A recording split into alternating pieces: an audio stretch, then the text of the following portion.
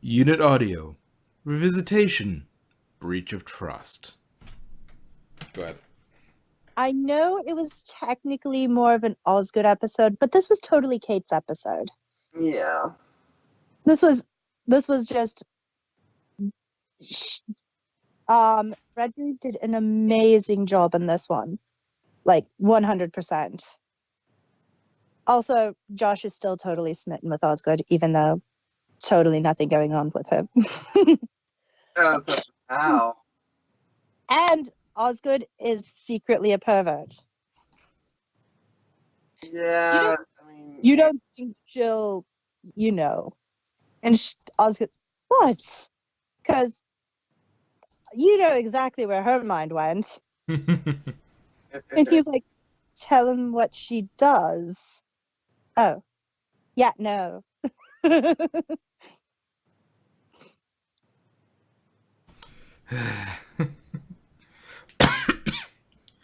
But yeah, kind of one of those impossible situations.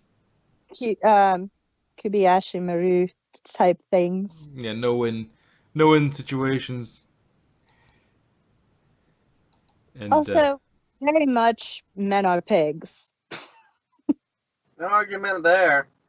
I mean, every man in this episode was a complete a-hole at some other. It's just sort of, that was awkward and weird that why they would. And it was written by all men. But I think it was more just because if you notice, most of it was directed towards Kate. One, I really want to see what Kate was wearing because everybody's like, damn. I think it's just the fact that she was just wearing a dress in the first place. That, yes and no, because Richard, the guy who was being a total douchebag that she wanted to smash the bottle over his head, he just wanted to shag her because he's a fucking pervert. But then there was the dude in the alley who was hitting on her. And then, and Josh, I understand it's more of, Kate dressed up in a dress. That's wow. That is true. But the others didn't really have that excuse because they don't know her well enough to be shocked by that. Yeah. Also, fun fact, all three of the chauvinist pigs were voiced by the same guy. Yeah. The Richard, the dude in the drunk in the alley, and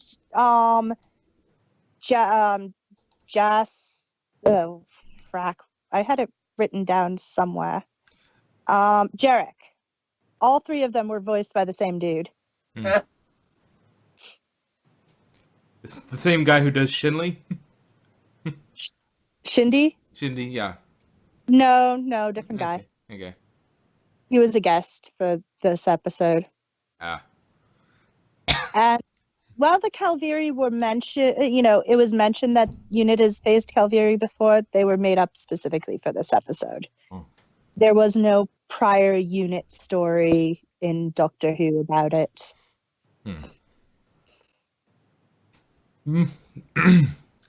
Well, perhaps that gives them some wiggle room with some of the big finish, because they were really inspecific about what when it was and which Doctor it was. Just that it was a while ago, and it was it was they just referred to the Doctor as the scientific advisor, so it could be anybody. It would have had to be 3 or 4, because after 4, that he stopped being with Unit directly.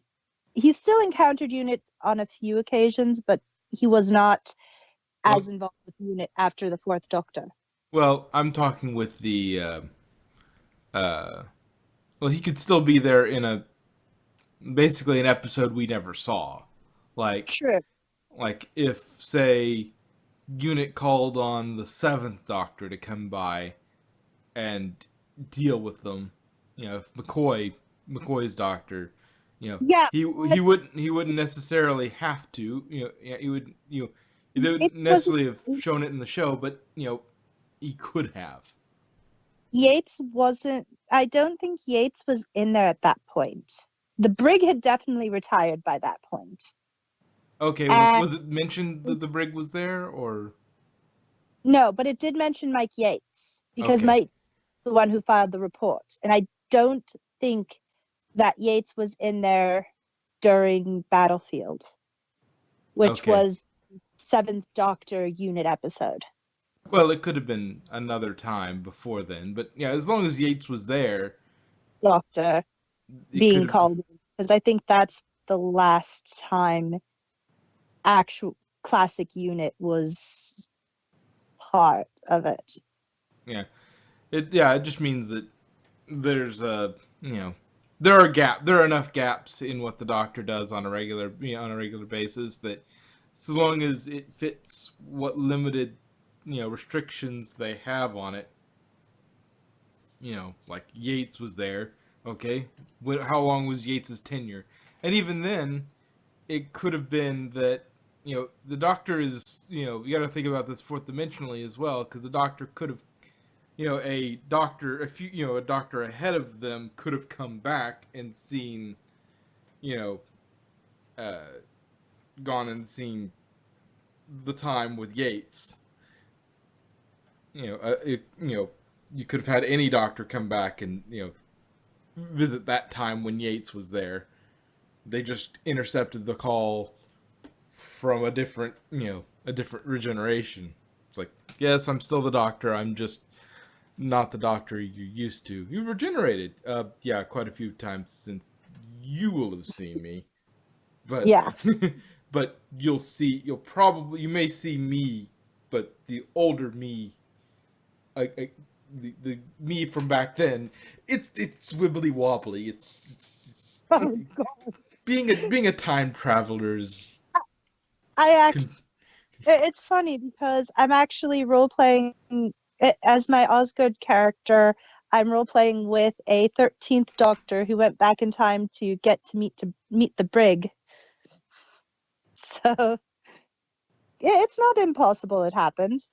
Yeah, wibbly wobbly, timey wimey stuff. I mean, River completely met 11 out of order. It's like, oh yes, Yeah. I'm going to meet you during 10, but ultimately after I've met you in 11. So Yeah, they've had to sync their timelines many times. It's like, wait, so did we meet each other? Did we do this one yet? yeah, they turn to the diaries to try and Yeah. make sense of. All right, where are you? Where are we now? Have we been to this place yet? Have we done this yet? No. Confused. Yeah. Yeah. Which was interesting to see her react to Tenet. If you watch that episode again after having seen Eleven's run and his time with River, and it's like, oh wow. Yeah. You don't know who I am. Fun fact, in April, when the next unit's box set comes out, River's going to be in a two-parter. Ooh. and Hello, sweetie. before that, the month before that, in March, there's going to be another special that is in honor of International Women's Day. Cool. And Josh is the only bloke actually listed as the only bloke actually listed in the entire thing. It's like a crossover. It has Joe Grant, it has Ace, it has Bernice Summerfield, it has Jackie McGee in it. And Osgood, Kate, everybody, Leela, and then one guy out of the entire cast. So that's And going to. but yeah, getting back to the story proper. Yeah. Yeah, that was.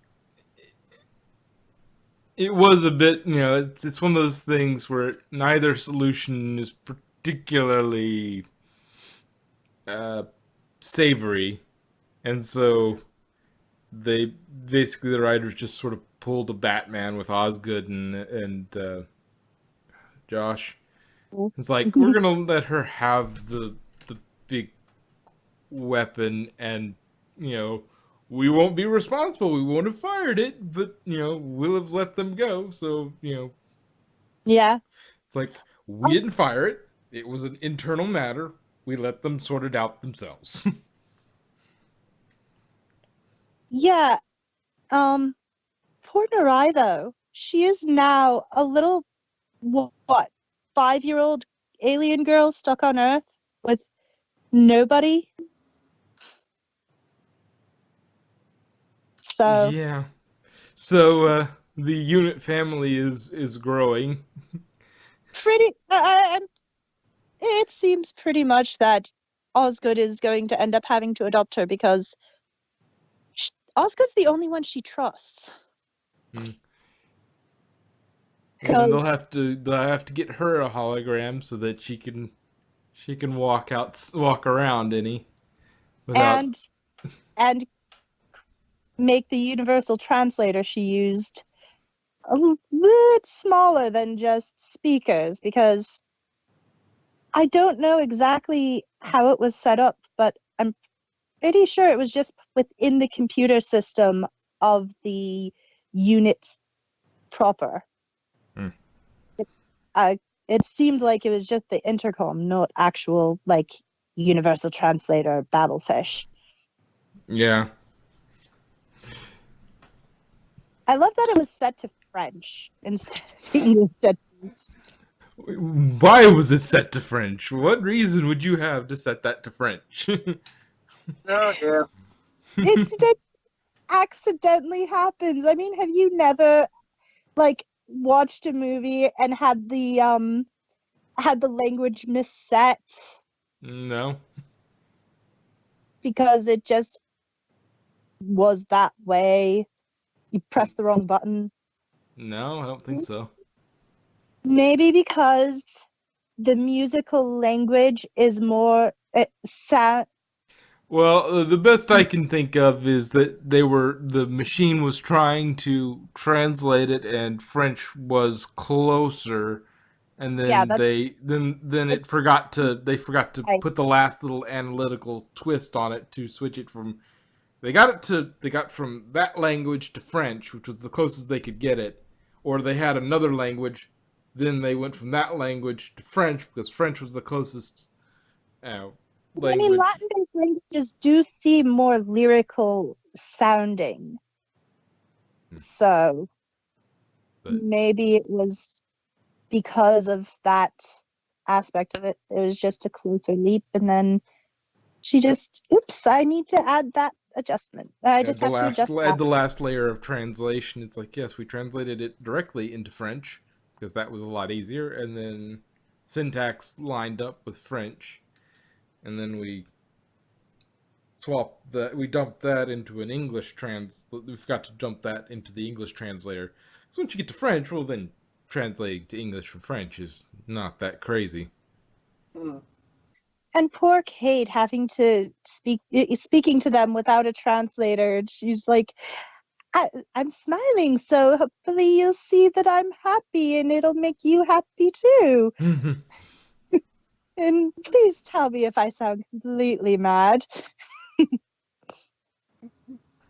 But there is a thing to that in that it Yeah, gave her more it gave the translator more of a sample size to lock onto.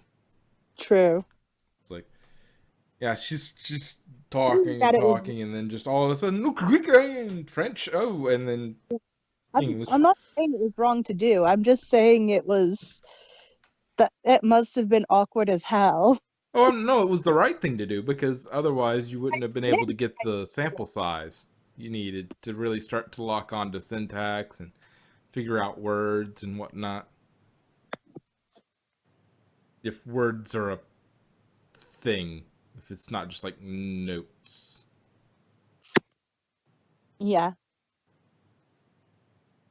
Which is an interesting concept. Wonder if they all have perfect pitch. Probably. If It they're does.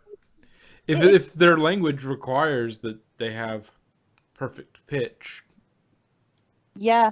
that's something that might have. And if you have if you don't have perfect pitch for whatever reason, that would be considered a disorder in their society. Like somebody would be like somebody with a speech impediment.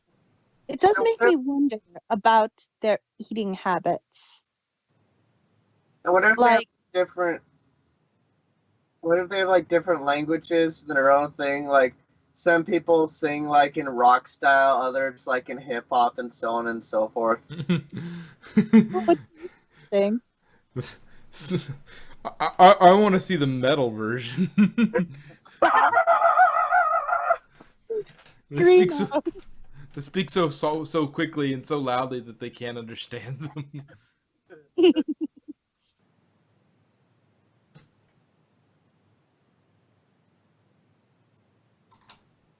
Although, yeah, if you think about it, Calveri are kind of banshees. They They, they they, use their voice as a weapon.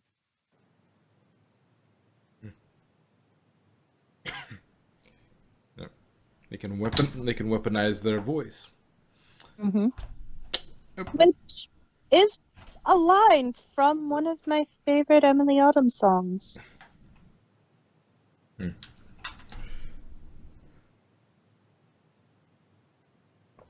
I only know the "Fight Like a Girl" song.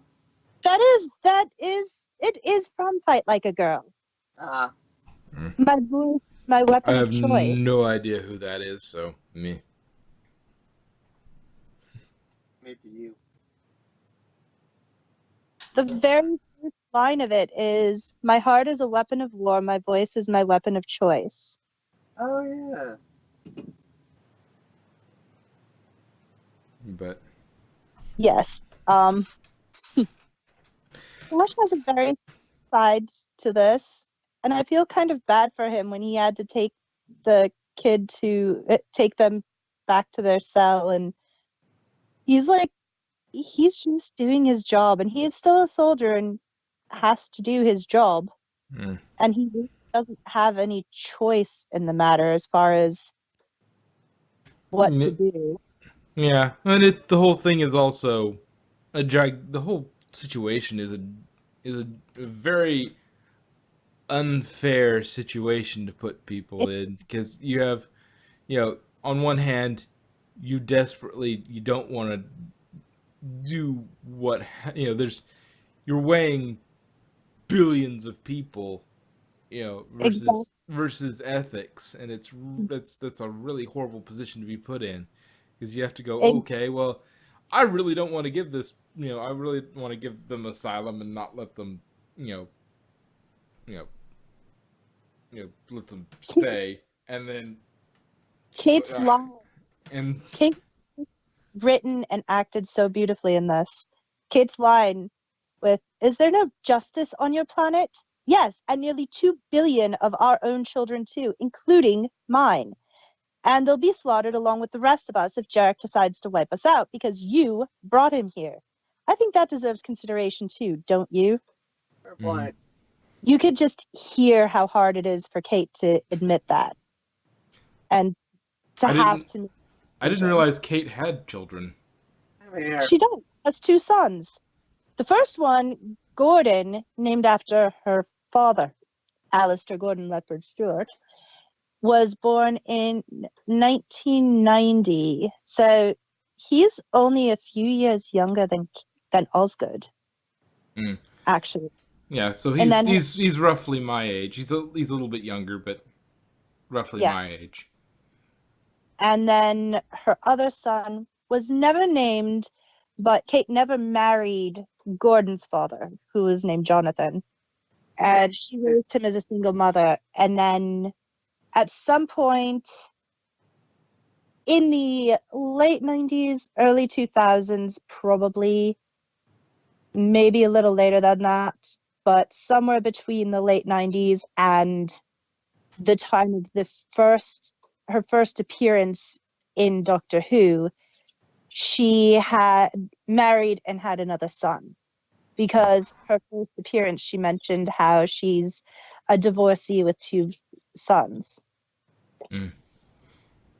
Which, makes you wonder if eventually, I don't know what they're like and whether we'll ever see them in unit. That would be an interesting family lineage to keep going.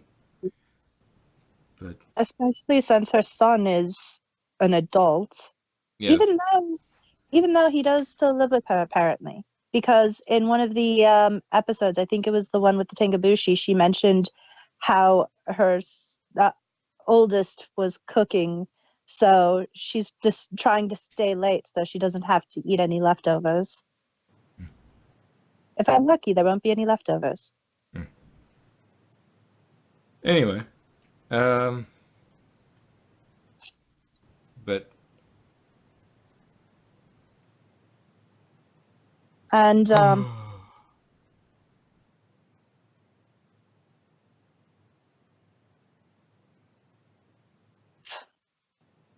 there's always another way. We just have to find it. You know we haven't the time for that. Bleeding on about it isn't helping anyone. It's 2 a.m. and I'm about to send a mother and a child off to their deaths. Now you can try and make me feel worse about it than I already do, but I really don't know what on earth you think you'll achieve by it. mm, So yes, this episode was all about Kate's worst day ever, basically. yes, and Osgood and Josh pulling a Batman and saying I don't no. get that reference because I Oh, Batman is always okay. He's always given like a lot of his villains will give him, well, you can save her, or you can save Robin, and you have to choose. And then Batman finds a way. They put him in an impossible choice, and ah, then he ah, pulling a Batman is to take those that impossible choice and find a third option that works out, and he saves everybody. It's not thinking in the way that the villain expects him to. He finds a way to manipulate the situation to save both. To be well, fair, it he does was do a Vara's good idea job. anyway. But It was Vara's idea, though. yeah, just yeah, they collectively pull a Batman. It's like, well, you had this choice where they give her up completely, or and then they're just both of them are going to get slaughtered, or keep them She gives and destroy the Earth. And so the middle ground wasn't perfect, but it wasn't either of these it. completely awful It choices. at least Narai survived, and that's what Vara wanted more than anything. So, Yeah. and she got to destroy her husband, the complete douchebag who called them property. And so, yeah, so it wasn't a perfect solution, but it was a it was a better choice than the other two that were presented. Yeah, and Um, then that ending where with Kate on the roof, the way she had her quiet sobs and her voice cracking, just so many feels.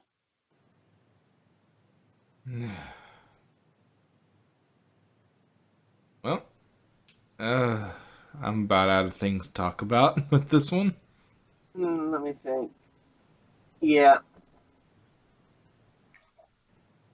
But I would love to see at some point these characters come back. at least mention Narai again. Hmm. And Shauna from the We're An episode. No, what would be funny would be if somewhere down the line, okay, you collect enough of these sorts of characters that have been saved by Unit but aren't quite human anymore, or aren't human at all, and they all go in and they save like Osgood and Kate, and it's so it's this sort of odd squad of Teen Titans Go type, Teen Titans type thing. yeah. It's the B team has to come up and save the A team. It's like you're a giant bug. You've got 3 mouths, And you can kill with your voice. and then throw in whatever other people you've got at that point, and it's like you need at least 3 or 4 for that to work. Yeah. But yeah, Narai and Shauna all they we're going to save Kate. It's like it's a giant bug and you have 3 mouths. What's going on? What kind of music would they end up having her listen to? Because she she wants her mummy to sing her to sleep, and she doesn't have a mummy anymore. And I would think it's from the way the song sounded. It sounded very operatic. yeah, maybe. Yeah. I was thinking that or classical. Well, yeah, classical, but like they'd want the vocals, and I True. think something very very smooth and operatic. Something that doesn't really have words, but has sort of maybe a choral sort of thing where it's Hey, Greg. Sort of thing. Yeah. We're pretty sure Osgood can't really sing, and we know Josh can't. From the very first episode, he can't sing. But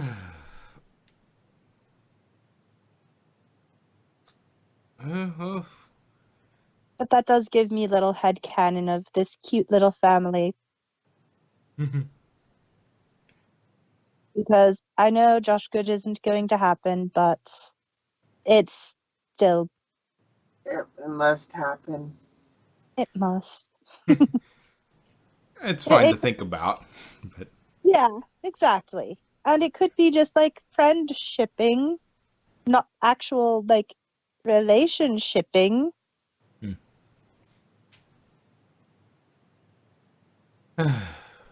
Well, I think that's about all we got for that one. Woo. And after this, I do have the classic unit audios. My. They're much shorter. Now, is Kate in the classic? No, but her daddy is. Oh, cool. Yes, Brigadier Lefford Stewart. Yes, actually, it's General. Ah. And then he retired. Yeah, Brigadier sounds cooler. He still goes by the Brig. He still goes by Brigadier, even though he's been rated. Nice.